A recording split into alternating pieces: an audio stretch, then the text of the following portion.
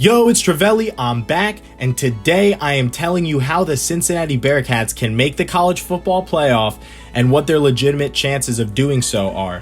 Now, before we get into the action, if you have a second to please like, comment your thoughts, and subscribe. I drop videos Monday through Friday, never slacking. I really appreciate it. Now let's jump into the action.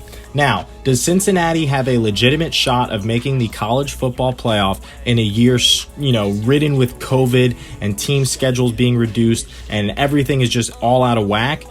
Well, I'll tell you right now, it definitely has its benefits and drawbacks, which we'll go over right now before we break down their schedule and what their chances are overall at the end of the video. So, in a year like this where teams' schedules are reduced to 10, maybe sometimes in some cases even 9 games, you really want these top 10 teams in any year to have 2 losses, all of them, to give a non-Power 5 program like Cincinnati a shot to run the table and find themselves in that top 4. In the era of the college football playoff, you need these blue bloods to lose 2 games in order for the committee to even consider a 12-0 Cincinnati team a good enough team with quality wins to get in the playoffs. So right away, the drawback is that these teams like Florida, Penn State, Texas A&M, Oklahoma State, Ohio State, Georgia, and Notre Dame, they all have reduced schedules, giving them less overall opportunities to show bad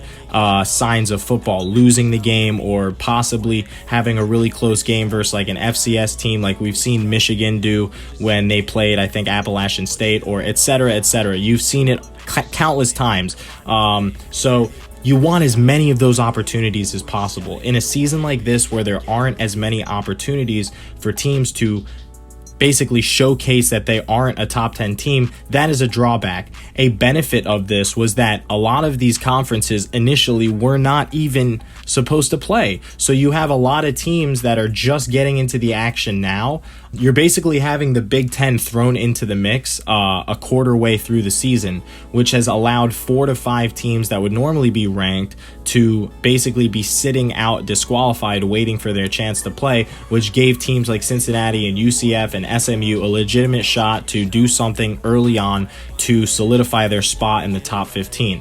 Now, SMU has done that. They are 5-0 at 16, but their wins are not quality. They have a very sloppy defense. They give up a lot of points to teams that are not in the top 25, and that is going to hurt them a lot. However, Cincinnati has done a great job with their schedule, going 3-0, decimating the teams that they played, except for a number 22 Army team, which I think is 5-1 right now, where they won 24-10. They never trailed in that game.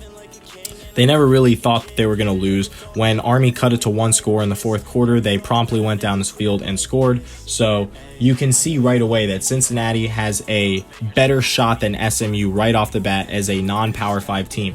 BYU also making a case at 5-0, but that is for another video to talk about. So let's break down. We talked about the benefits and the drawbacks. Drawback, not enough opportunities for other teams to lose. Benefit, not enough opportunities for other teams to get in the top 25 if they're not playing games, which is gave Cincinnati a significant head start. Now, they're ranked number 9. They destroyed Austin P State University in 55-20 week 1. Like I said, they beat Army 24-10. They blow out a terrible USF team 28-7, and their game at Tulsa was postponed. They have a crucial game this week at number 16 SMU. This is the type of game where if they can blow out SMU, this is pretty much their only shot of getting into the college football playoff. Yes, they're undefeated, and they have some decent teams coming down the stretch, like a good Memphis team that just beat UCF, or UCF themselves on the road. If you run the table and you're Cincinnati, I can say, okay, you're going to beat at, let's say you win the SMU game by 2 touchdowns. That would be good enough in my opinion, maybe 3, okay? That is not an easy task, but if you are able to do that, then, okay, you can jump up to, let's say, number 8 or number 7.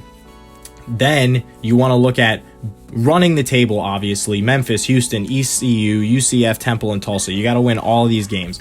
I'm thinking every single week, if you can just maybe jump up one spot in the rankings, you know, from right now to the end of the season, you can go 8, 7, 6, 5, 4. You're never going to get to number 3, but you just need that number 4 spot, which you can hold on to with a blowout win in the AAC championship game. So if you can get to number 4 by running the table and blowing out all of these teams, you absolutely have to perform well if you're a Cincinnati Bearcat fan. Your team has to perform well every single week in order to give you a shot. You lose one game or even have a really bad showing versus like Temple or Tulsa or ECU and it's over. So you got to run the table and you got to look good. Now let's look at something else.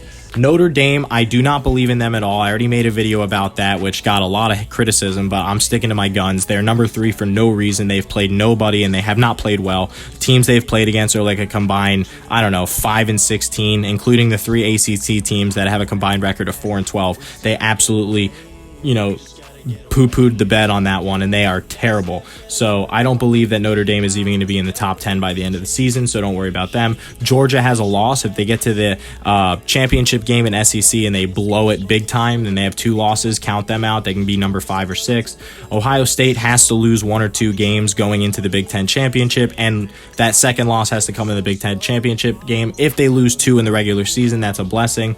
Oklahoma State needs to lose and lose quickly. Texas A&M already has a loss. However, they need to lose another one. Penn State needs 2 losses, and there's Cincinnati at number 9. So you see what you kind of need here. You need Florida to lose. You need Miami to lose. You need BYU to lose. All these teams in the top 12, you need them all to have 2 losses, and you're sitting pretty at 10-0 because you do not have that 12-game schedule. It's not going to look as good, but 10-0, get that 11-0 from the AAC championship game, and you're sitting around a bunch of 9-2 teams with some bad losses on the schedule. That is your only chance of getting in. I would say legitimately, here it is. You have a 10% chance of getting into the college football playoff, and that 10% chance depends on this. Obviously, we believe Clemson and Alabama will just take care of their schedules. They will be locked in at number 1 and 2. Like I said, I don't believe in Notre Dame, so they're gone. Georgia moves up to number 3. Ohio State moves up to number 4.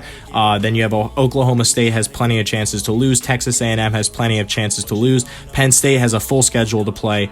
And you're kind of looking at all of these teams going, okay, who here is not for real? Oklahoma State, Notre Dame. Get them out right away. Now the only teams in front of you is going to be Penn State, Texas A&M, Ohio State, and Georgia. If by any chance Penn State, Texas A&M, and Ohio State, one of those 3 teams kind of slip up here and there, you really do have a shot, and that's your only shot. So I'm giving you a 10% chance. If you guys appreciated this video, thank you so much. Please like, comment, and subscribe if you're a Bearcat fan. I hope you guys make it because no non-Power 5 team has ever made the college football playoff, and that's got to change. So hopefully they can get in this year. I'm rooting for you guys. All right, peace. Next step, get a Cardo, got